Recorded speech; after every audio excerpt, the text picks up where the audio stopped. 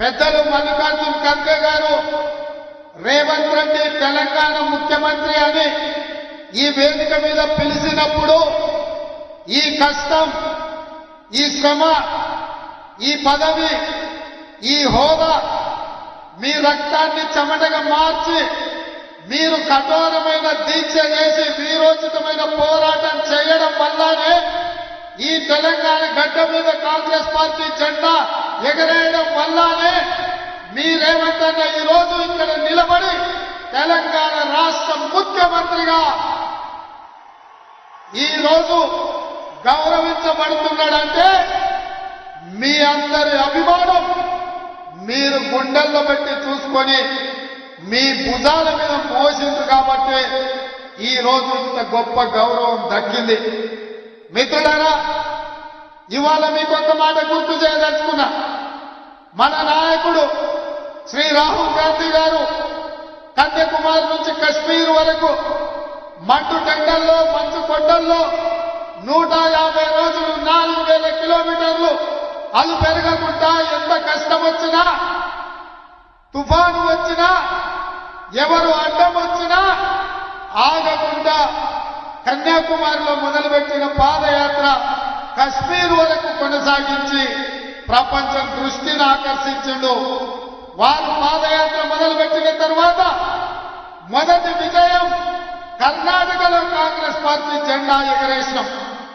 రెండవ విజయం హిమాచల్ ప్రదేశ్ లో కాంగ్రెస్ పార్టీ జెండా ఎగరేసినాం.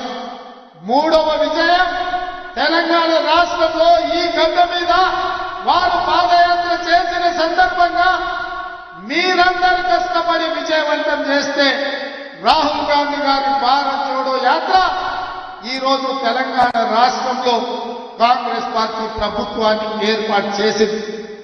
మిత్రులారా, ఇవాళ నేను మిమ్మల్ని అడుగుతున్నా, వాళ్ళ తాతలు ముత్తాతలు వజ్రాల వ్యాపారం చేసింది. వజ్ర వైదూర్యాలతో వేలాది కోట్ల రూపాయలతో ప్రపంచంలోని ఆగర్భ శ్రీమంతులుగా ఉన్న మోతీలాల్ నెహ్రూ, పండిత్ జవహర్లాల్ నెహ్రూ గారు ఈ దేశ ప్రజల కోసం స్వేచ్ఛనివ్వాలి, ఈ దేశ ప్రజలు స్వతంత్రాన్ని అనుభవించాలి, ఈ దేశ ప్రజలు తెల్లదొరల బానిసత్వం నుంచి విముక్తి కలిగి ఈ దేశంలో రాజులై వెలగాలి అని వాళ్ళ ఆస్తులను పణంగా పెట్టిండ్రు. సంవత్సరాల కొద్ది జైల్లో మగ్గిండ్రు. ఆ కాంగ్రెస్ పార్టీకి నాయకత్వం వహించి భారతదేశానికి స్వతంత్రాన్ని ఇప్పించి ఈ దేశంలోనే త్యాగం అంటే వాళ్ళ కుటుంబం అని నిరూపించింది. వచ్చిన స్వతంత్ర దేశానికి మొట్టమొదటి ప్రధానమంత్రిగా ప్రపంచానికే ఒక సుపరిపాలన అందించి ప్రపంచ దేశాలతో పోటు పడే దేశంగా భారతదేశాన్ని పండిత్ జవహర్లాల్ నెహ్రూ గారు తీర్చిదిద్దారు. వారి వారసత్వంతో వచ్చిన శ్రీమతి ఇందిరాగాంధీ గారు ఈ దేశ సమగ్రత కోసం, సమైక్యత కోసం, ఈ దేశాన్ని కాపాడడానికి తన చివరి రక్త పొట్టు వరకు ఈ దేశం కోసం దారపోసి తుపాకీ తూటాలకు బలై నేలకొల్లిండ్రు తప్ప దేశ సమగ్రతను కాపాడడంలో ఒక్క అడుగు కూడా వెనక్కియ్యలే. ఇందిరమ్మ వారసత్వాన్ని పులికి పుచ్చుకున్న రాజీవ్ గాంధీ గారు, విదేశాలలో పైలట్ గా ఉన్న రాజీవ్ గాంధీ గారు, ఇందిరాగాంధీ గారు చనిపోతే అదరలేదు, బెదరలేదు, భయపడలేదు. ఈ దేశానికి నాయకత్వం వహించడానికి వారు వచ్చి ప్రధానమంత్రిగా ఈ దేశాన్ని ముందుకు నడిపించిండు. ఈ దేశంలో యువకులకు కంప్యూటర్ని పరిచయం చేసిండు.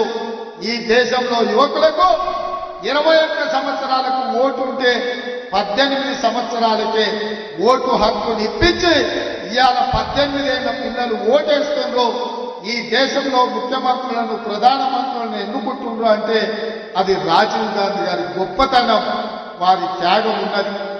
మరి వారి బిడ్డ వారు ఈ దేశం కోసం ఏ త్యాగానికైనా సిద్ధమైన రాజీవ్ గాంధీ గారు మరణిస్తే, వీర మరణం పొందితే, తమిళనాడులో శ్రీపెరంబదూరులో నేల కొరికితే శ్రీమతి సోనియా గాంధీ గారు భయపడలే. ఇద్దరి పిల్లల్ని సంకలో పెట్టుకొని 100 కోట్లు ఆనాడు ఉన్న జనాభాను ఈ దేశం అనాథ కాకూడదు, ఈ దేశం బలమైన నాయకత్వం ఉండాలి, నా దుఃఖం దిగమిందుకుంటాను, ఈ దేశ ప్రజల కోసం త్యాగం చేస్తానని శ్రీమతి సోనియా గాంధీ గారు ముందుకొచ్చి కాంగ్రెస్ పార్టీకి ఈ దేశానికి నాయకత్వం వహించి తిరిగి మళ్ళీ కాంగ్రెస్ పార్టీ అధికారంలో తీసుకొచ్చింది. ఆ విధంగా సంక్షేమంలో ఉన్న ఈ దేశానికి బలమైన నాయకత్వాన్ని అందించి ప్రధానమంత్రి రాష్ట్రపతి పదవులను త్యాగం చేసి ఈ దేశాన్ని మళ్ళీ శత్రు దుర్భేద్యమైన దేశంగా శ్రీమతి సోనియా గాంధీ గారు తీర్చిదిద్దారు. వారి స్ఫూర్తితోనే 2004లో రాహుల్ గాంధీ గారు ఎంపీ అయ్యింది. నేను అడుగుతున్న మిత్రులారా, చాలా మంది మొదటిసారి ఎమ్మెల్యేలు అయినప్పుడే 6 నెలలు తిరగకుందే నన్ను ఎవరు మంత్రి చేస్తలేరు, నన్ను ఎందుకు ముఖ్యమంత్రి చేస్తలేరు అని అడిగే రోజులు. కానీ 2004లో 2009లో 10 సంవత్సరాలు కాంగ్రెస్ పార్టీ అధికారంలో ఉంటే రాహుల్ గాంధీ గారు మంత్రి గాని ప్రధానమంత్రి గాని రాష్ట్రపతి పదవి గాని అడగలేదు. పదవులు త్యాగం చేసి ప్రజలలో ఉండి ప్రజల తరఫున కొట్లాడి మేధావి అయిన మన్మోహన్ సింగ్ను ప్రధానమంత్రిని చేసిండ్రు, ప్రణబ్ ముఖర్జీని రాష్ట్రపతిని చేసిండ్రు. త్యాగం అంటే రాహుల్ గాంధీది, త్యాగం అంటే సోనియా గాంధీది, మరణం అంటే వీర మరణం అంటే రాజీవ్ గాంధీది. ఈ దేశం కోసం ప్రాణాలు ఇవ్వడం అంటే, రక్తం దారమేయడం అంటే అది ఇందిరమ్మ త్యాగం. త్యాగం అంటే మేము, త్యాగం అంటే మా నాయకులు. ఈ దేశం కోసం ప్రాణాలు అర్పించిన పార్టీ కాంగ్రెస్ పార్టీ. ఈ దేశానికి స్వతంత్రం ఇచ్చిన పార్టీ కాంగ్రెస్ పార్టీ. 4 కోట్ల తెలంగాణ ప్రజలకు తెలంగాణ ఇచ్చిన పార్టీ కాంగ్రెస్ పార్టీ.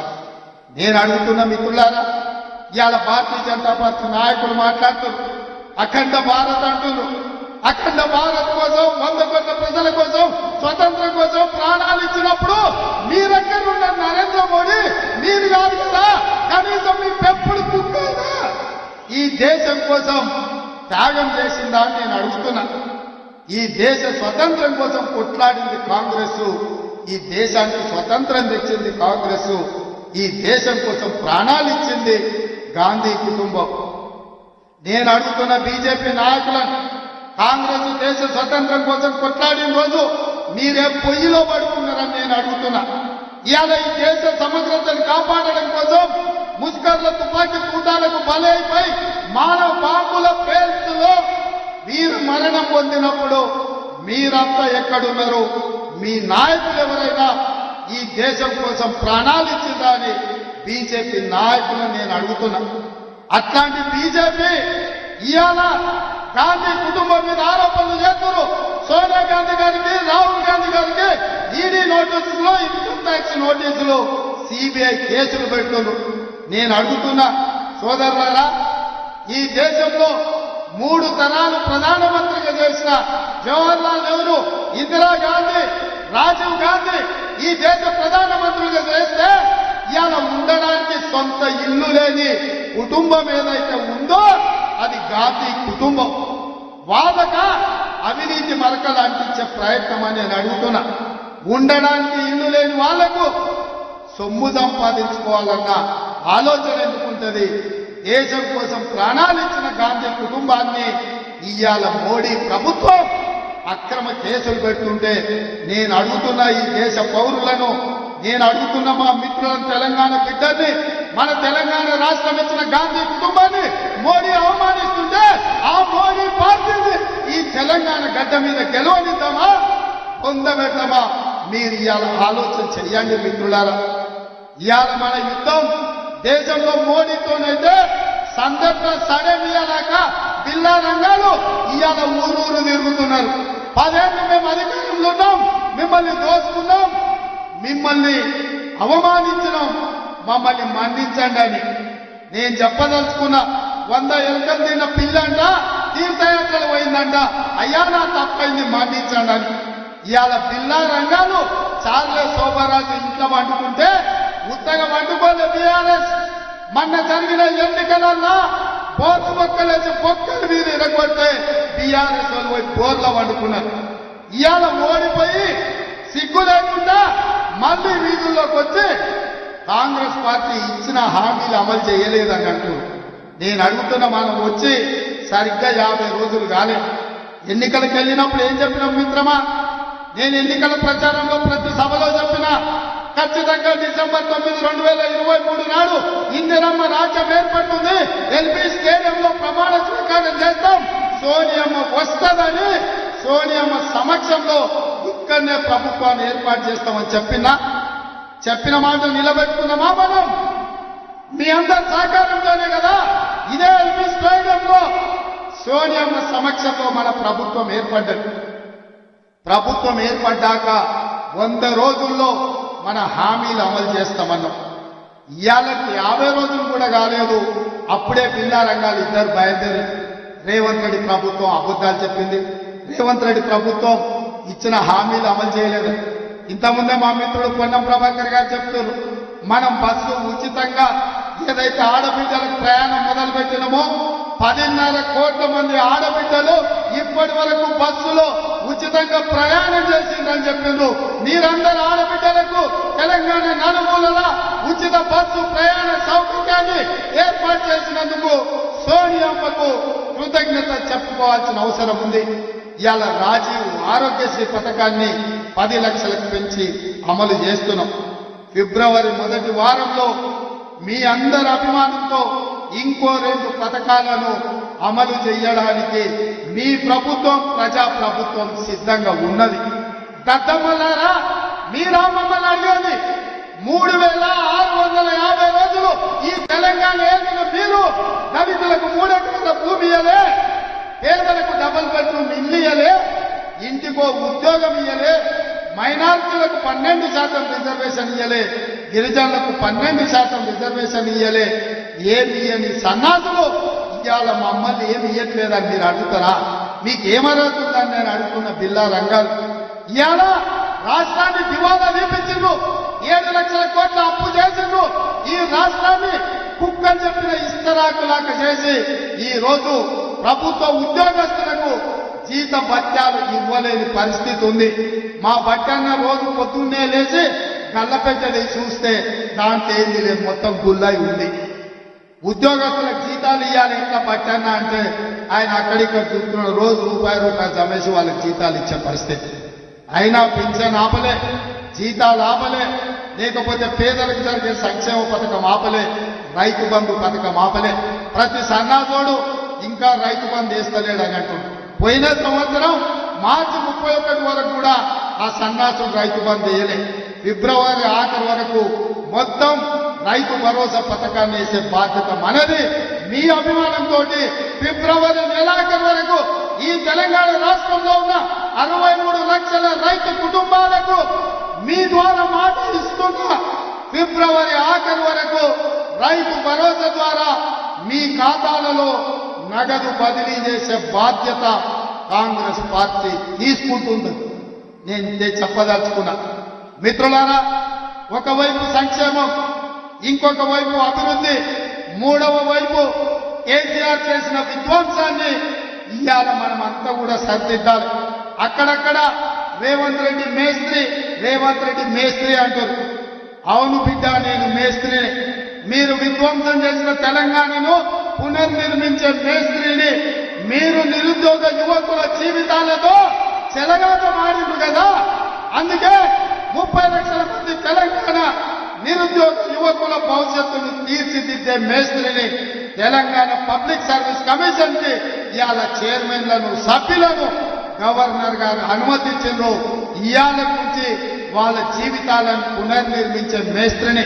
ఇదే కాదు బిడ్డ, కాసుకో, మిమ్మల్ని 100 మీటర్ల గోతి నుంచి పాతి పెట్టి మీకు గోరీ కట్టే మేస్త్రిని, మిమ్మల్ని గోరీ కట్టే మేస్త్రిని నేనే బిడ్డ.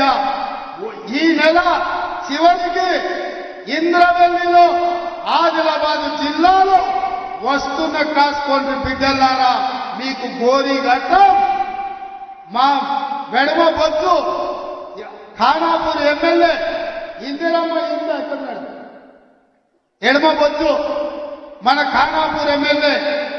ఇతను ఆనాడు ఇందిరమ్మ ఇల్లు ఇచ్చిన ఏకైక రూమ్ లో ఉండే ఒక ఆదివాసి బిడ్డ. ఇందిరమ్మ ఇల్లు తప్ప ఎడమ బొచ్చు దగ్గర ఏమీ లేదు.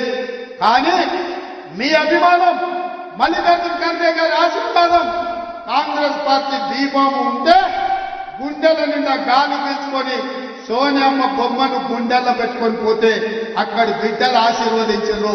ఇవాళ ఎమ్మెల్యే అయ్యిండు. కాంగ్రెస్ పార్టీ ఇందిరమ్మ ఇంట్లుండే బిడ్డను కూడా ఇవాళ ఎమ్మెల్యే చేసింది. నేను అడుగుతున్న సన్నాసి సోయిలేని కేసీఆర్ ఎవరినిరా నువ్వు రాజ్యసభ చేసింది?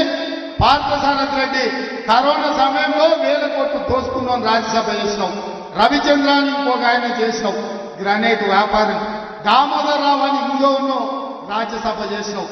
తెలంగాణ రాష్ట్రాన్ని దోసుకున్నాను. ఒక్కనన్నా ఇట్లాంటి ఎమ్మెల్యే చేసినావు అని నేను అడుగుతున్నాను. ఇవాళ 64 మందిలో ఇట్లాంటి వాళ్ళు 20 మంది ఉన్నారు.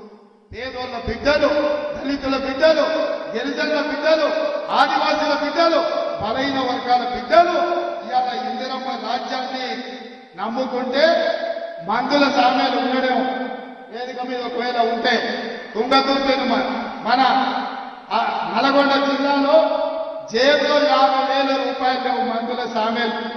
తెలంగాణ ఉద్యమంలో ఉన్నాడు ఒక మాదిగ బిడ్డ, 50,000 రూపాయలు జేబులో లేకపోయినా ఇందిరమ్మ రాజ్యంలో మల్లికార్జున ఖర్గే గారు బీమానిస్తే 60,000 ఎంతని మెజార్టీ, 50,000 రూపాయలు లేకపోయినా 52,000 మెజార్టీతోనే వెళ్ళాయి.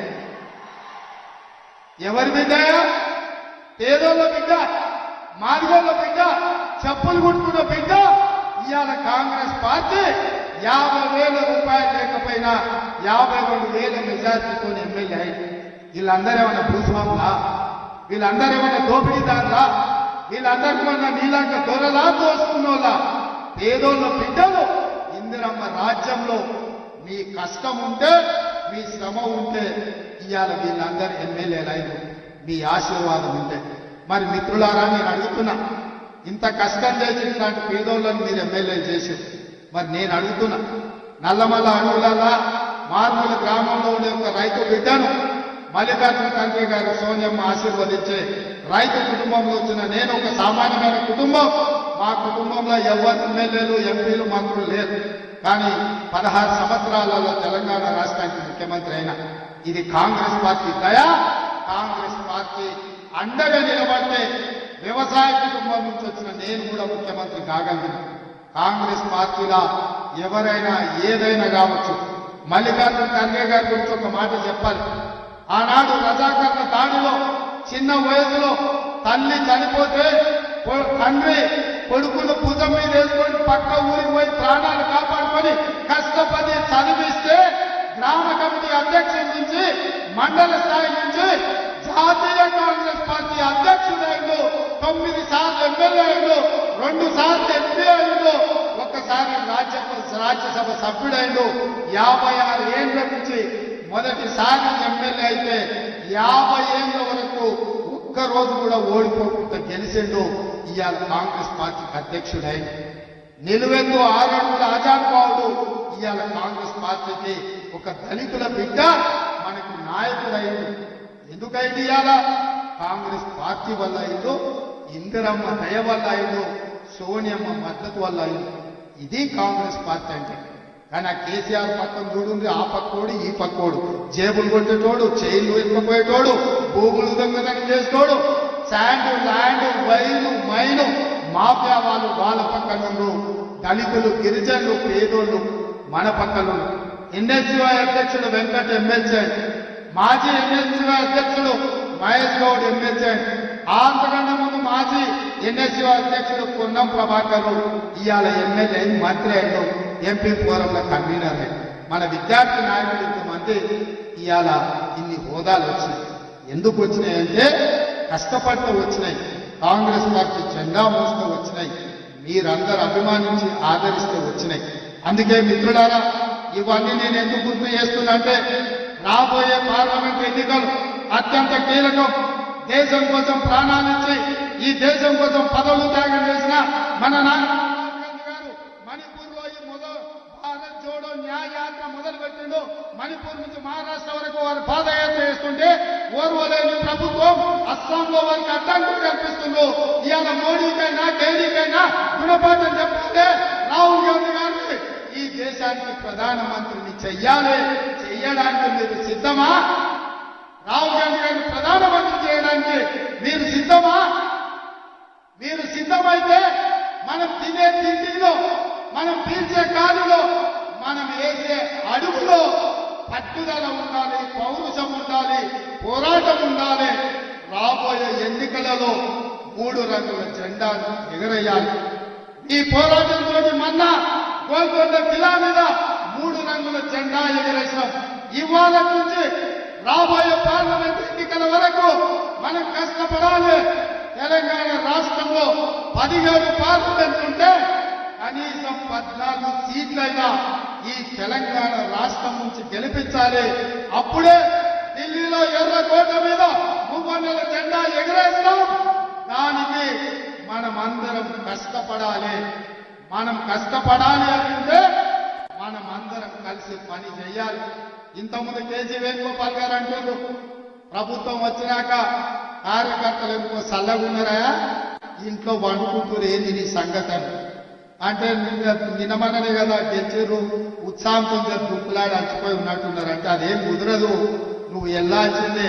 ముఖ్యమంత్రిగా ఒక రోజు రాష్ట్రాన్ని నడుపు, పిసిసి అధ్యక్షుడిగా ఇంకొక రోజు గ్రామాలు తిరగని వారు నాకు ఆదేశాలు ఇచ్చింది.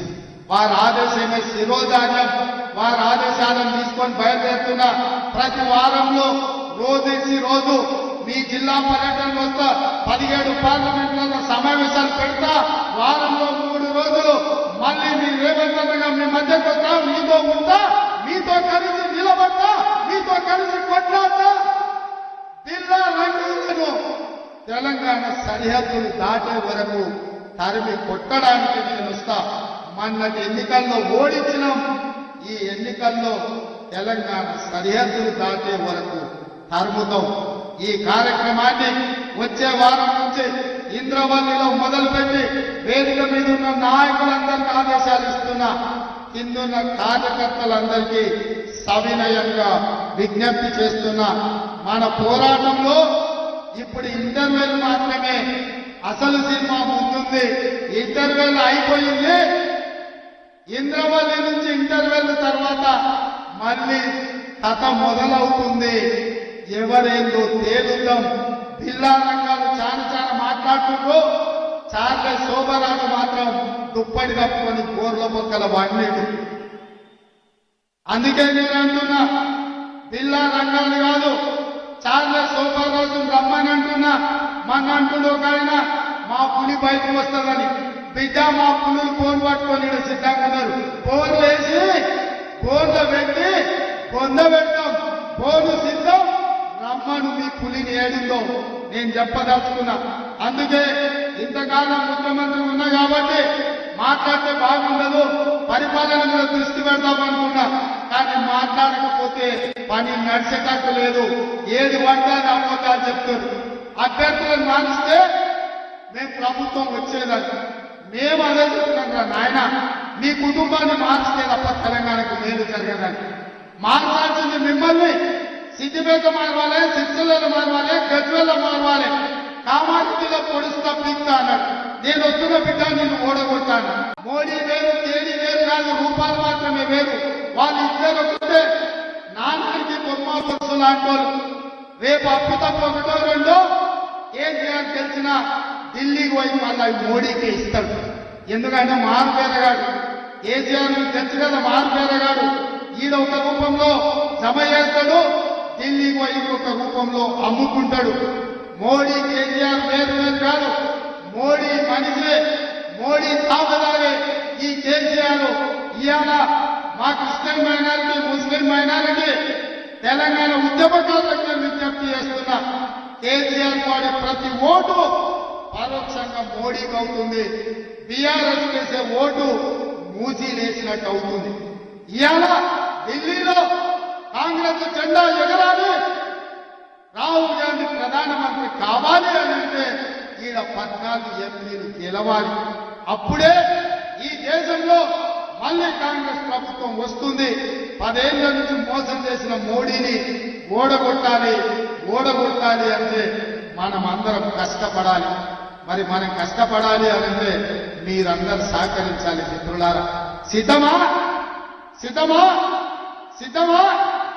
మరి మీ అందరి తరఫున కేసీఆర్ కు, హరీష్ కు, కేటీఆర్ కు సవాలు విసురుతున్నా?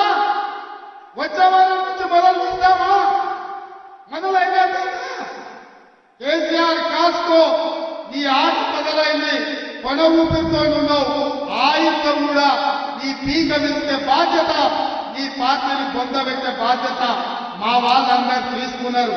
ఇదే కాదు, మీకందరికీ చెప్తున్నా, మనమిచ్చే 6 గ్యారెంటీలు అమలు చేయడానికి గ్రామ గ్రామంలో 5 మంది ఇందిరమ్మ కమిటీలు వేస్తాం. ఇందిరమ్మ కమిటీలలో మీరు ఉంటారు. ఎవరైతే మన పార్టీకి ఈ రాష్ట్రంలో అండగా నిలబడతారో సంక్షేమ పథకాలు వాళ్ళకు చేర్చాల్సిన బాధ్యత మీదే. అందుకే ఇంత ఓపిక ఈ రోజు వచ్చి ఇక్కడ కూర్చొని ఈ సభను విజయవంతం చేసిన మీకందరికీ మనస్ఫూర్తిగా ధన్యవాదాలు తెలియజేస్తూ సెలవు తీసుకుంటున్నా. జై